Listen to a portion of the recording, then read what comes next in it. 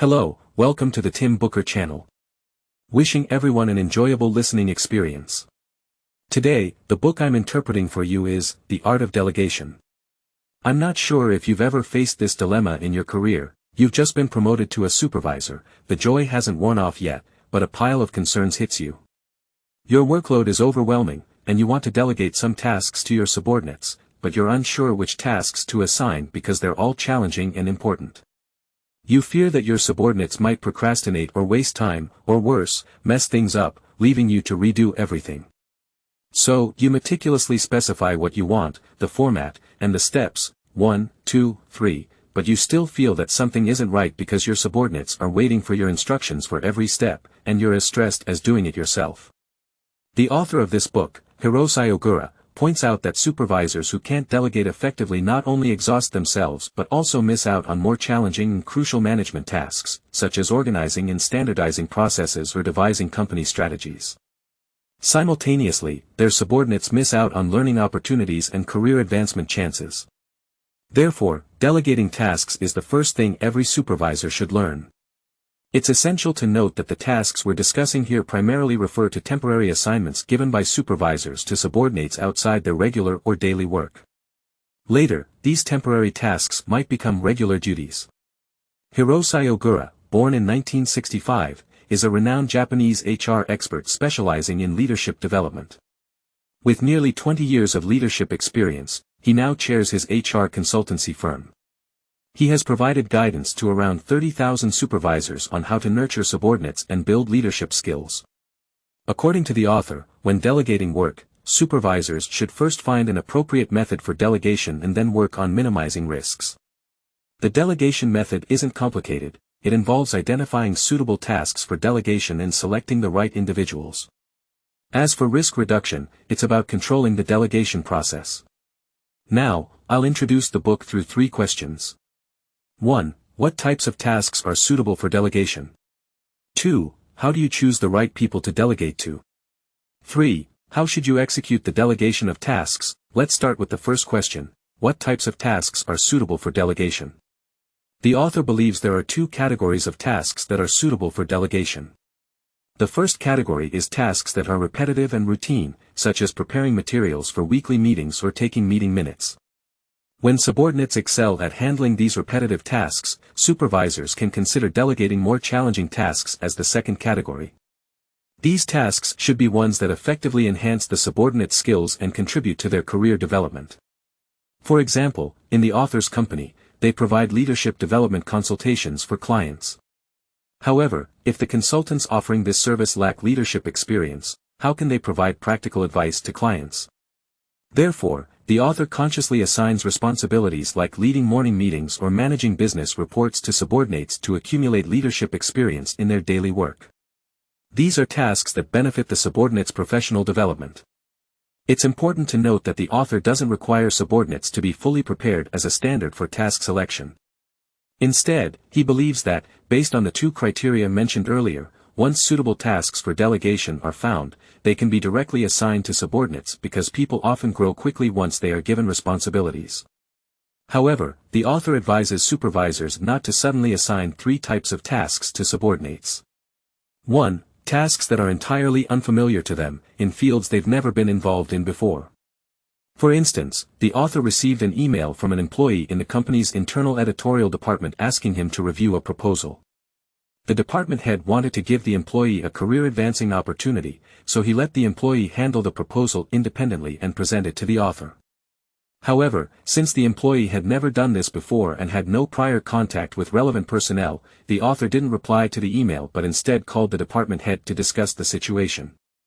The author emphasized that while delegating work is a good idea, assigning someone to a completely unfamiliar field without prior experience or contacts is not conducive to smooth work execution. 2. Tasks that are critically important for the company's future, such as talent development planning or exploring new business directions. These tasks are challenging and require experienced individuals who can consider multiple factors comprehensively. Subordinates typically lack the necessary breadth of experience for such tasks, and even if supervisors aim to nurture subordinates for leadership roles, these critical tasks should still be led by supervisors. 3. Delegating the task of assigning manpower. This type of work requires someone who is highly familiar with the workflow and content of the tasks to distribute them reasonably. Allowing subordinates, rather than supervisors, to assign manpower can create unnecessary competition among subordinates, as some may question why one of them gets to assign their work. Therefore, the author advises against delegating the task of assigning manpower to subordinates. So, this covers the first question: what types of tasks are suitable for delegation? The author lists 2 categories suitable for delegation and 3 categories that should not be abruptly assigned to subordinates. Now, let's delve into the second question: whom should supervisors choose to delegate tasks to? I've summarized the author's advice into 3 guiding principles. The first principle: delegate to people with trust rather than just capability.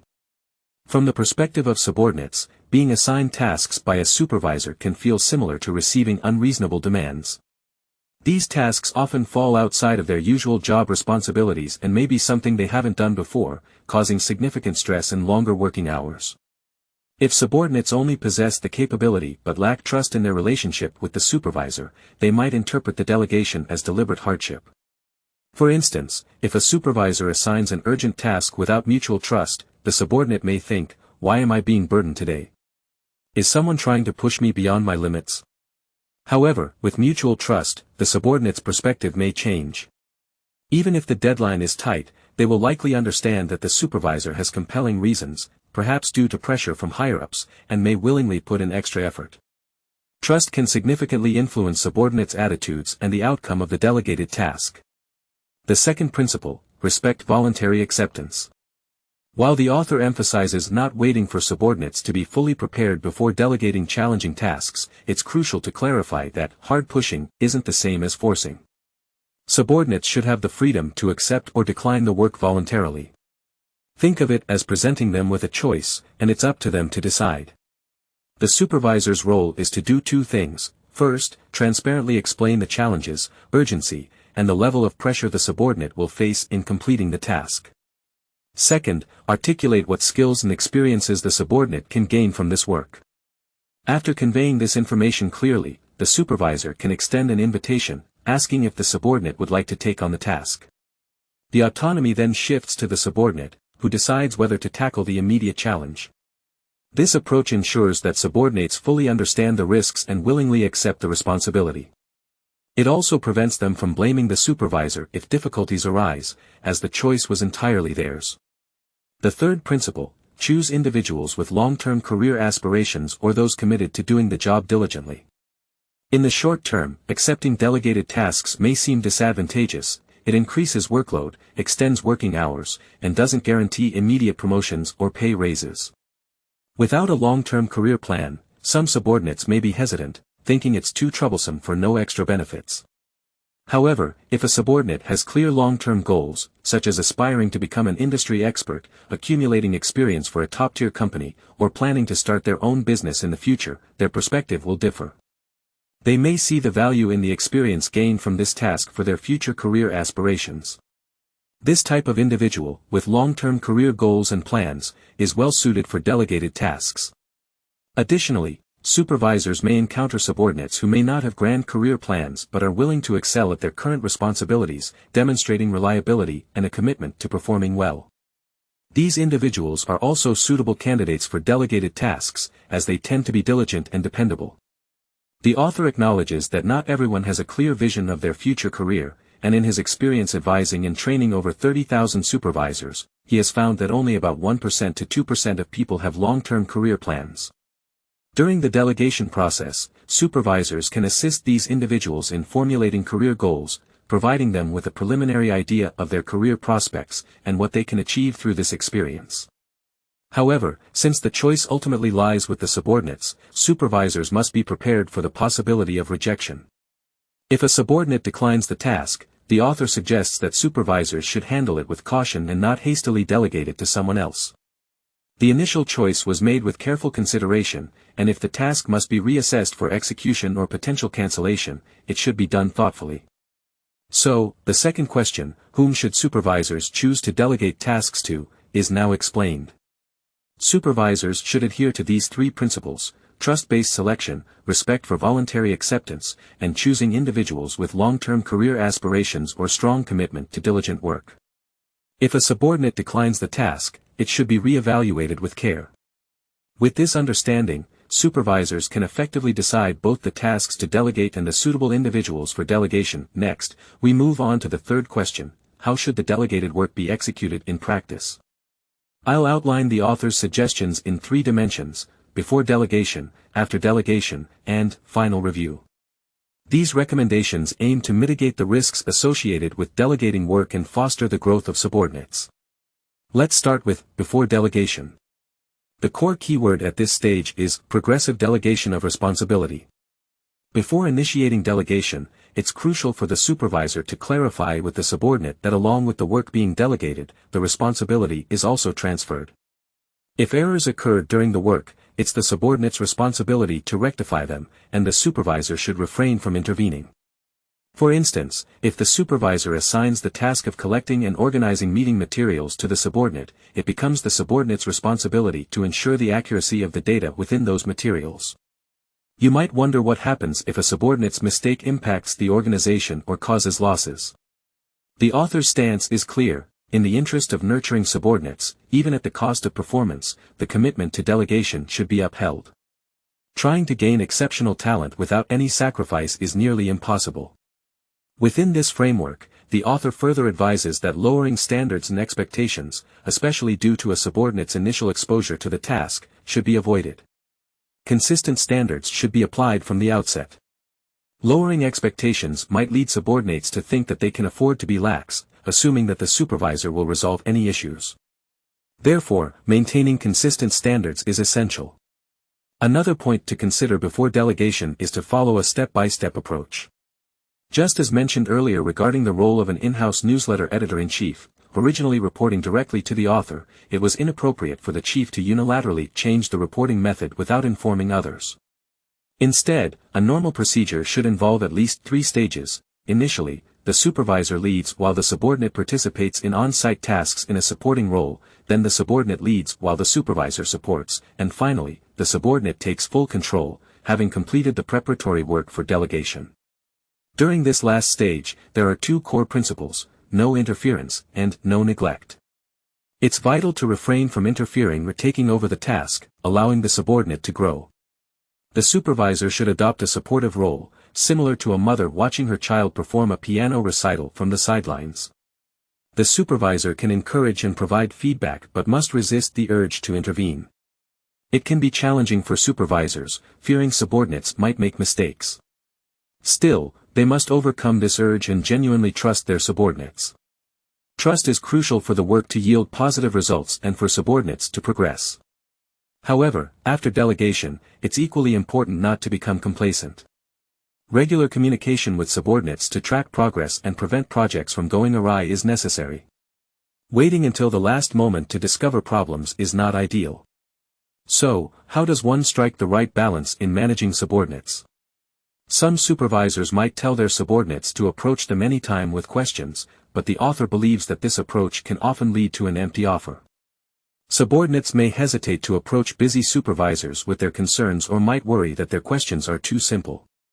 Moreover, they might resort to reporting progress only when they feel fully prepared, which can lead to procrastination and eventual crises.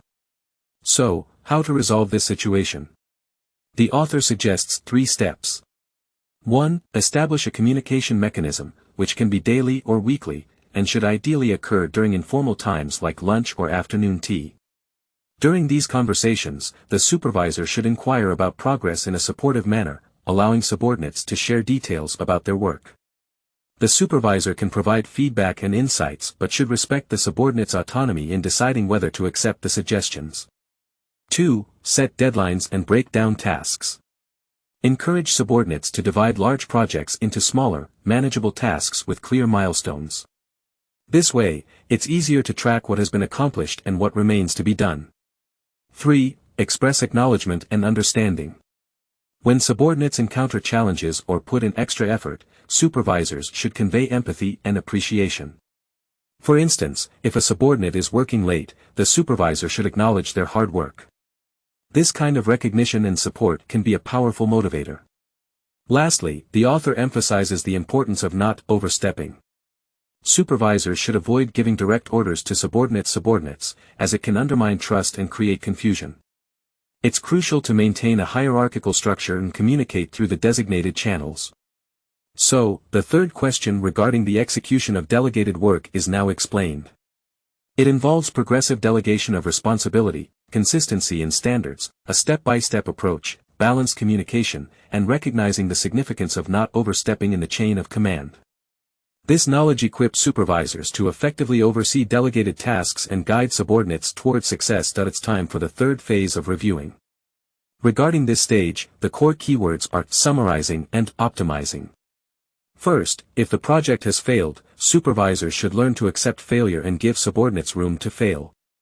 At this point, the most crucial aspect is to draw lessons from the experience. The author suggests that, when summarizing experiences and lessons, instead of offering strict guidance and criticism, supervisors should aim to create a lively sharing atmosphere. For example, they can share experiences in the form of storytelling, discussing the difficulties faced, internal conflicts, and how these obstacles were overcome.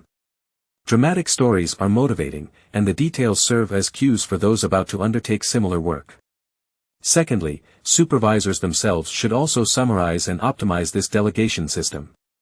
For instance, the delegation system should evolve from nurturing individuals to building teams. This means that when grooming a supervisor, they should be paired with someone who can complement their weaknesses. If, for example, there's a team leader named Noda who is courageous and adept at communication but lacks attention to detail, rather than starting over with someone else, it's better to assign a detail-oriented person as their deputy team leader. This configuration has two advantages: it enhances team capabilities through a combined management approach and ensures a smooth succession when the supervisor is promoted, effectively developing two individuals simultaneously. This establishes a system for team development, fostering different combinations of talent, leveraging each person's strengths. In the process of summarizing and optimizing the delegation system, it's also possible to establish standardized management methods. Processes, objectives, outcomes, and role assignments for a task can be documented in a table format. For instance, the workflow from receiving a client's inquiry call to finalizing a contract can be standardized. The process includes handling the call, proposing a solution, and following up with the client. The objective is to secure contracts, and the outcome is measured by the number of monthly contracts. Roles are assigned to different individuals. In the author's company, such tables are posted in various departments, making workflows standardized and transparent. This approach fosters healthy competition within the team and helps supervisors better evaluate who is most suited for specific tasks. So, this is the third question on how to execute delegated work. Before delegation, it's essential for supervisors to emphasize the transfer of responsibility, proceed incrementally, and after delegation, avoid interference, neglect, or overstepping. In the final review phase, the key is to summarize experiences, optimize the delegation system, and establish standardized management methods. That concludes the main content of this book. Delegating work may sound simple, assigning tasks to subordinates. However, the delicate balance between giving specific instructions and entrusting the entire task, between interfering and restrained observation, is where the challenge lies in delegation. It's also the key to developing subordinates.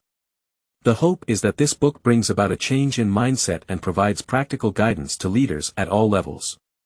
Congratulations on completing another book. Thank you for your support and attention. Please subscribe to the Tim Booker channel, like, and share this valuable knowledge with your friends. Together, let's combine wisdom with practice, achieve our financial goals, and create a brighter future. Thank you, everyone.